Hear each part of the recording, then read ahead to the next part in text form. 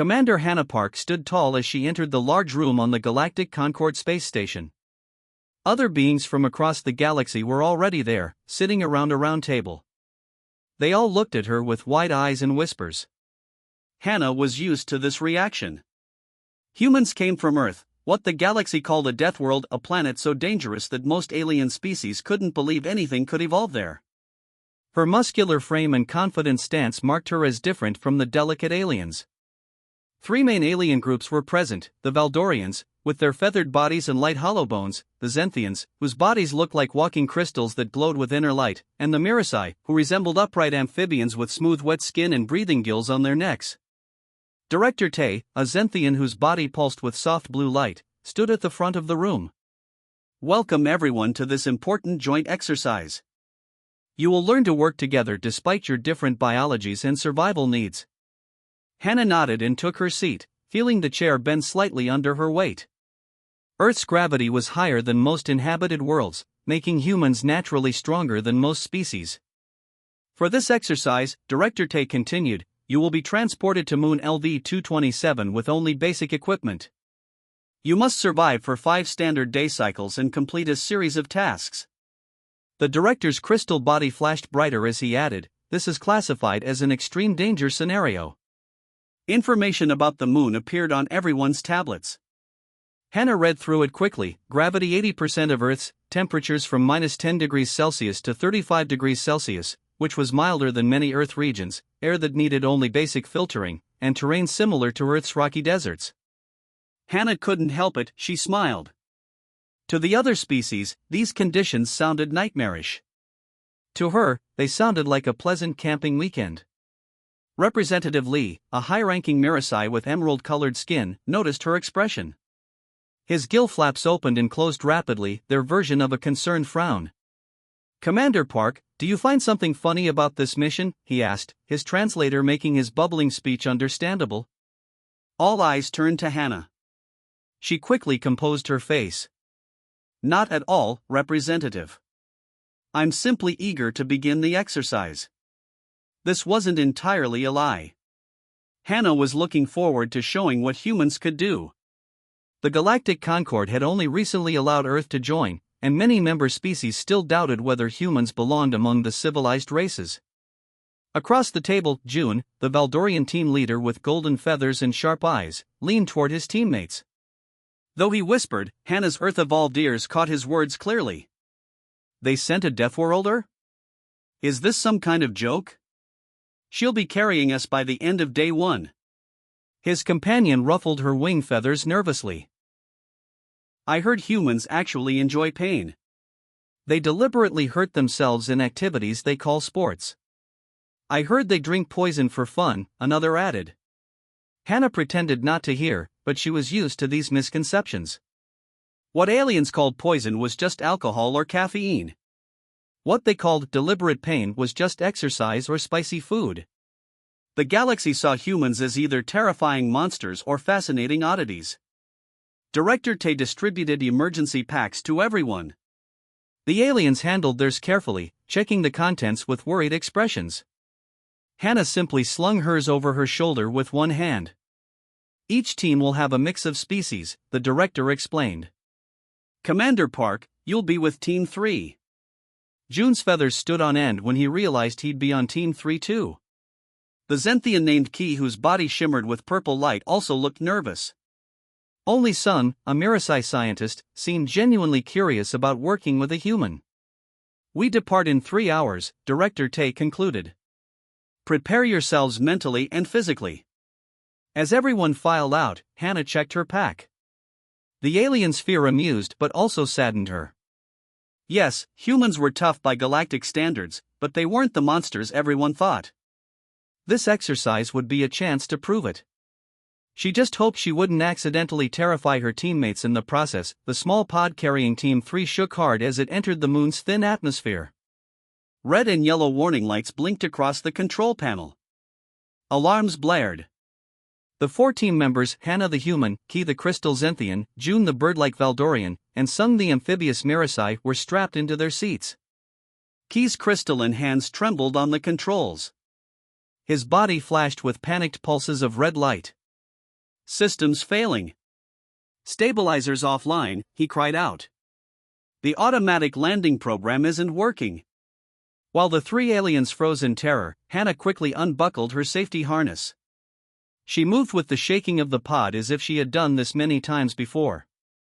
Move aside, she told Key calmly.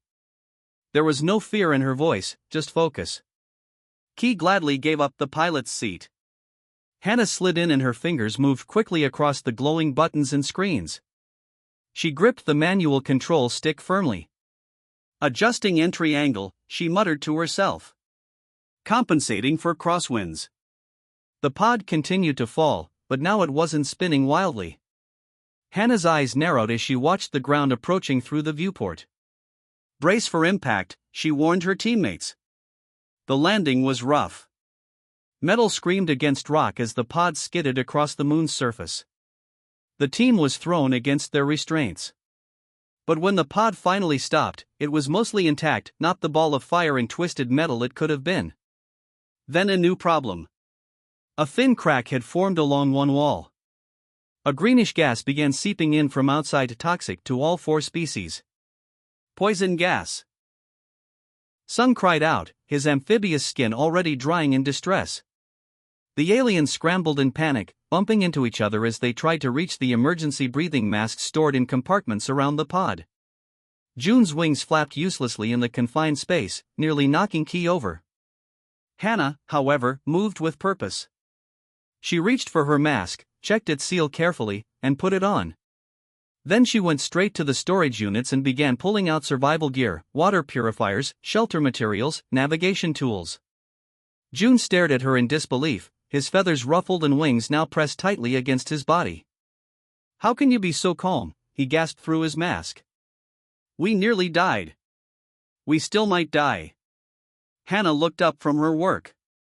She had found a repair kit and was already heating a piece of metal to patch the hull breach. "This," she said with a small shrug. "This reminds me of a training exercise in the Mojave Desert back on Earth. Though there we didn't have the luxury of a pod. Just us and the scorching sun." The three aliens exchanged horrified looks. The Mojave was one of the milder Earth deserts, but to them it sounded like a nightmare landscape. "You call this a luxury?" Key's crystal body flickered with disbelief. Hannah nodded as she carefully applied the hot metal patch to the crack, sealing it with a hiss. The flow of toxic gas stopped immediately. "At least here we have shelter and supplies," she explained. "In desert training, they dropped us with just a knife and 2 liters of water." "And people survived this training?" Sung asked, his scientific curiosity momentarily overcoming his fear. "Usually," Hannah replied with a small smile. She didn't mention that Earth's military survival courses had a near-perfect survival rate. Let them think humans regularly faced death in training, it might help them trust her abilities more. As Hannah continued checking and organizing their equipment, she began to hum a tune, an old Earth song her grandfather had taught her. The sound was strange but somehow comforting in the damaged pod. June whispered to Key, "Is she enjoying this?" Key's crystalline form shimmered uncertainly. "I've heard humans produce pleasant sounds when they're happy. Maybe danger makes them happy?" Sun, the scientist, watched Hannah with growing fascination. "Perhaps it's not happiness but adaptation. Their world forces them to treat danger as normal." Hannah pretended not to hear them.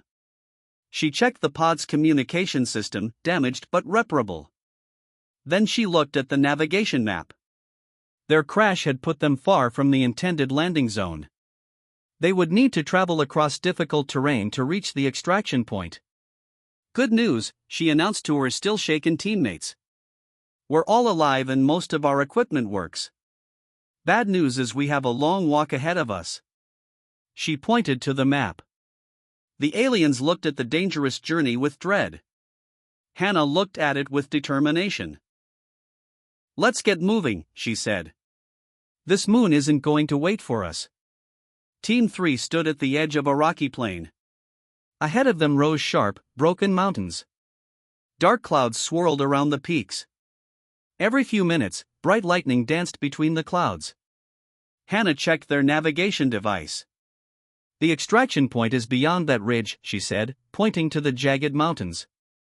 Sun, the Mirasai scientist, stared at the mountains with wide eyes. His usually green skin turned pale gray with fear. We cannot possibly cross that, he protested. His gill flaps moved quickly as he breathed faster. Ki, the crystalline Xanthian, made a sound like tinkling glass, their version of nervous laughter. The electrical storms would shatter my molecular bonds. June fluffed his golden feathers in distress. And those rocks would tear my wings. Hannah looked at her alien teammates, then back at the mountains. To her, it looked challenging but not impossible. She had climbed worse on Earth for fun. Sure, we can cross it, she said simply. She was already repacking their salvaged supplies into better bundles for climbing. I'll go first to find the safest path. The aliens looked at each other with doubt but followed her. They had no better options. The mountain crossing was harder than even Hannah expected. The sharp rocks weren't just rough, they had edges like knives that cut through their protective suits. Strange areas with changing gravity made walking difficult. Sometimes they felt very heavy, other times nearly weightless. Stay close to me, Hannah called back to the others. Step exactly where I step. Halfway up a steep slope, disaster struck. June lost his footing in a sudden gravity shift. He slid down the rocky surface, his wing catching on a sharp stone formation. There was a terrible cracking sound. My wing, he cried out in pain. Hannah carefully made her way to him. The wing bone was clearly broken. Working quickly, she made a splint using pieces from their emergency kit and some straight branches she had collected earlier. Can you walk? She asked when she finished. June tried but stumbled. His species relied on their wings for balance even when walking. No problem, Hannah said. She bent down and carefully lifted the bird-like alien onto her back. Hold on to my shoulders. But I'm as tall as you are. June protested. You weigh less than my training pack back home, Hannah replied. She stood up with June on her back and continued climbing as if she barely noticed the extra weight. By late afternoon, dark clouds surrounded them. Lightning flashed closer and closer. We need shelter, he said, his crystal body vibrating with fear. Hannah spotted an opening in the rock face. There, a cave system. They hurried inside just as heavy rain began to fall. The cave was dark at first, but as their eyes adjusted, they noticed a soft blue glow coming from deeper inside. What is that light? Sun asked, his scientific curiosity returning. They moved further in and discovered the source, strange worm-like creatures that glowed blue. The creatures clung to the walls and ceiling, watching the newcomers with tiny eyes. Don't touch them, Hannah warned, studying the creatures carefully.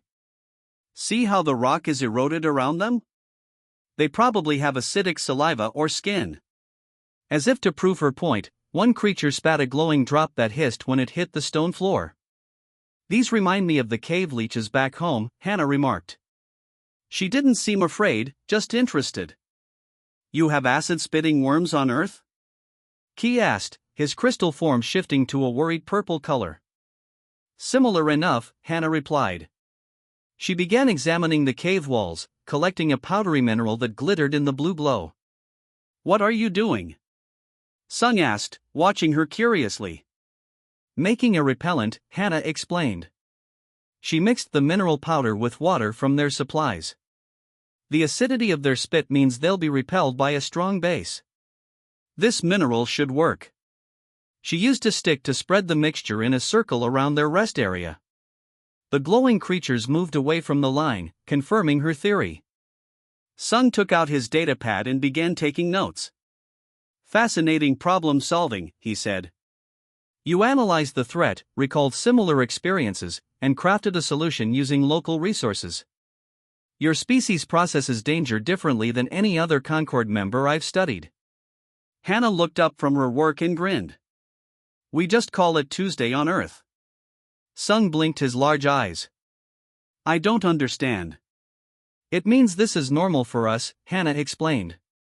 Earth throws dangerous situations at us all the time. We learn to handle them or we don't survive. The cave grew quiet except for the storm outside.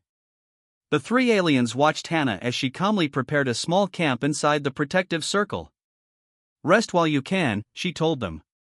"Tomorrow we climb higher, and it will be harder than today." Instead of looking scared, Hannah seemed almost happy as she said this. To the aliens, it was the strangest thing they had seen yet on this dangerous journey. The morning brought new challenges. A flat, mechanical voice came from their communication devices, training parameters escalating. The temperatures suddenly dropped. Hannah's breath formed clouds in front of her face.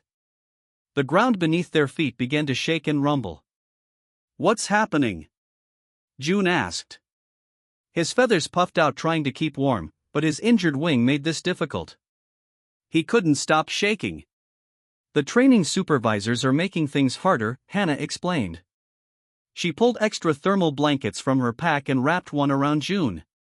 Key, the crystalline Zenthian, was suffering too.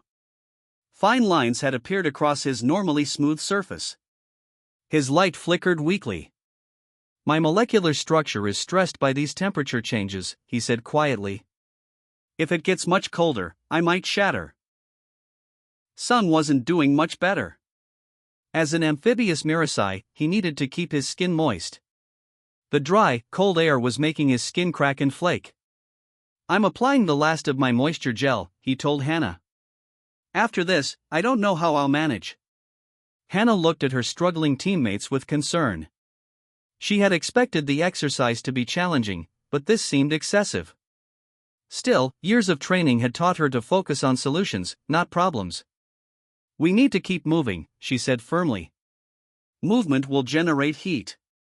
They continued their climb up the rocky slope. Every few hundred meters, they encountered new obstacles placed by the training program. A small metal disc buried in their path began beeping when they approached. "Proximity mine," Hannah said, kneeling to examine it.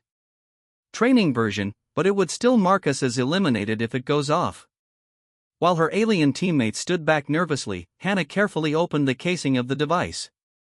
Her fingers moved quickly, disconnecting wires and removing power cells. "You know," she said conversationally as she worked, "there's a region on Earth called New Zealand where people jump off bridges tied to elastic cords just for fun." Key's damaged crystal form flickered in surprise. "Your species seeks out danger, for entertainment?" "Sometimes," Hannah replied with a small smile. She finished disarming the mine and stood up. "Other times danger just finds us, and we've learned to adapt. Either way, humans don't like being bored." "Bored?" Sun repeated the word as if it was totally foreign to him. How could anyone be bored by safety? They resumed walking. The path grew steeper. The cold bit at their exposed skin. June could barely walk now, so Hannah carried him again despite her own fatigue. Key suddenly stumbled, a new crack forming across his leg. "I can't go much further," he admitted. "These conditions are beyond my tolerances." Sun nodded in agreement. "I fear we may have to signal for early extraction and fail the exercise." Hannah was about to respond when all their communication devices activated at once. A voice, urgent and serious, came through. "Attention all participants.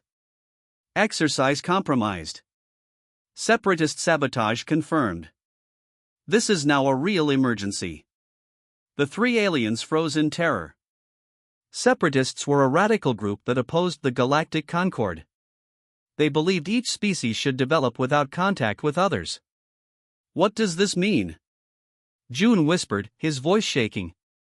"It means this isn't a training exercise anymore," Hannah explained. "Someone has turned the simulation into real danger." A second message came through their devices: all teams must proceed to emergency extraction points. Automated systems compromised. Repeat, this is no longer a drill. Key's light dimmed to almost nothing. We were barely surviving the training version. How can we manage real danger? Sun slumped against a rock. Perhaps we should simply wait here for rescue. Hannah considered their situation. Yes, they were in bad shape. Yes, the danger was now real.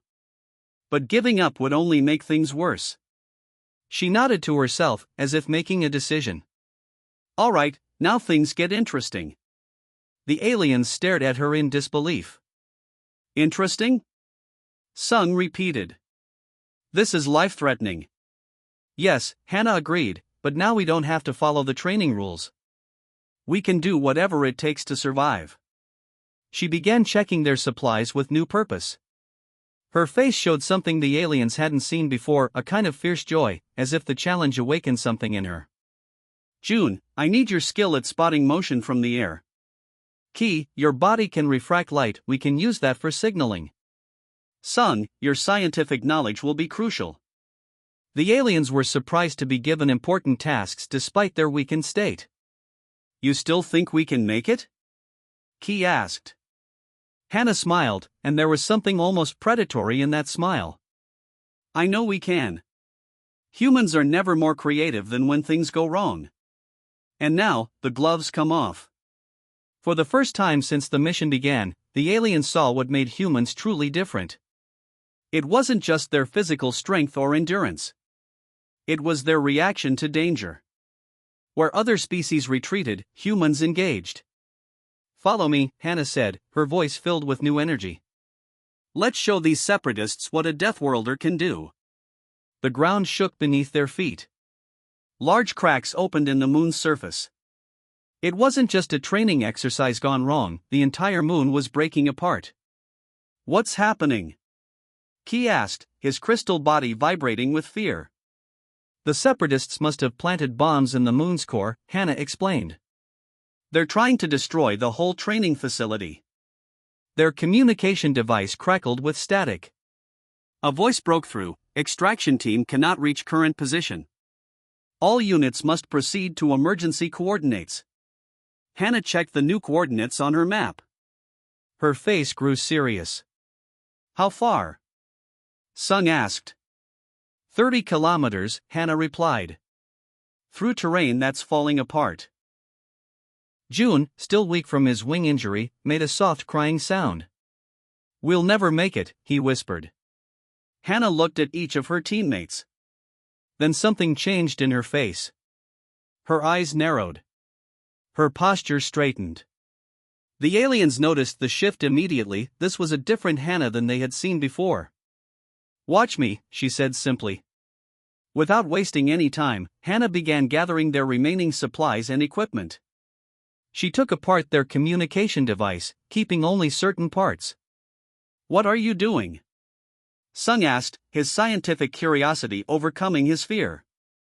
Making an amplifier for our emergency beacon, Hannah explained as she worked. The normal signal won't reach through all this interference. Next, she broke apart pieces of metal from their crashed pod. She bent some pieces into hooks and attached them to ropes. Climbing gear, she explained. We'll need it for the broken sections ahead. She unfolded emergency blankets and used a heated tool to melt and reshape them. Portable shelters, she said. And this? She held up a sharpened metal rod. A weapon, in case we meet any more of those cave creatures. The aliens watched in amazement. In less than an hour, Hannah had created tools they hadn't even realized they would need. Time to move, she announced. Their journey was more dangerous than anything they had faced before. The path ahead was literally breaking apart. Huge sections of ground would suddenly drop away. The air filled with dust and toxic gases from below the surface. Hannah led them carefully. She tested each path before letting the others follow. When they reached wide cracks, she used her homemade climbing gear to create bridges or ways across. How do you know what to do? Sung asked during a brief rest. You can't have trained for a moon breaking apart. Hannah smiled a little. No, but I've trained for earthquakes, volcanic eruptions, and building collapses. The principles are the same as stay high, watch for falling debris, and keep moving. Sung watched her closely. You're not just surviving, he realized. You're solving problems. Adapting. That's what humans do, Hannah replied. Earth throws everything at us: fires, floods, predators, diseases. We don't ignore danger. We evolved with it. Key spoke up, his crystal voice soft. Our worlds are peaceful. Stable. Our species never needed to adapt to such extremes. Different paths of evolution, Hannah nodded. Neither better nor worse. Just different. A massive quake hit then. The ground under Key cracked and began to fall. Hannah moved faster than seemed possible. She grabbed the crystalline alien with one arm while anchoring herself to solid ground with the other. I've got you, she said calmly as she pulled him to safety. Through collapsing tunnels, across widening chasms, and under skies filled with electrical storms, Hannah led her team. When Sun's skin dried out completely, she found water in a hidden underground spring. When Key's body developed more fractures, she created a supporting frame that held him together. After 20 hours of continuous movement, they reached the emergency extraction point. A rescue ship was just landing as they arrived. Director Tay stood in the ship's doorway. His crystalline face showed pure shock when he saw them. You're alive? All of you? He asked in disbelief. Other teams were being carried into the ship on stretchers. Some teams hadn't made it at all. But Team 3 walked aboard on their own feet, tired, injured, but alive. How? Director Tay asked Hannah. She just shrugged. Tuesday on Earth, she said with a small smile. 3 months later, the Galactic Concord made a big decision. Earth would no longer be classified just as a death world. It received a new classification, Crucible World, a planet where danger wasn't something to fear but something that shaped its inhabitants. The survival training program was completely redesigned. Now there were 2 tracks, one for regular species and a much harder one for Deathworlders like humans. Commander Hannah Park was made the head instructor for the advanced program. When alien cadets heard they would be trained by a human, many tried to transfer to other divisions. On the first day of the new training, Hannah stood before a nervous group of non-human trainees. "Welcome to Deathworld Survival," she said with a smile. "Today, we're going to learn how to make danger your friend." The aliens exchanged worried looks. The humans seemed almost happy about the dangerous training ahead. It was going to be a very long course. The end.